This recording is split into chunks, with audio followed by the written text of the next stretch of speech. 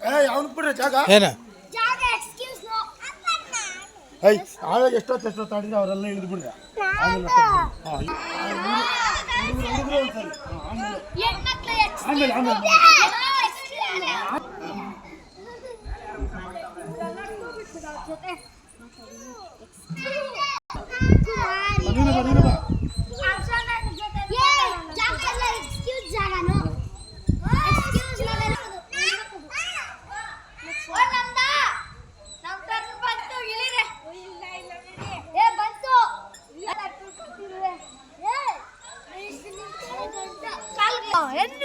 ಏನೋ ಗಂಚಲೆ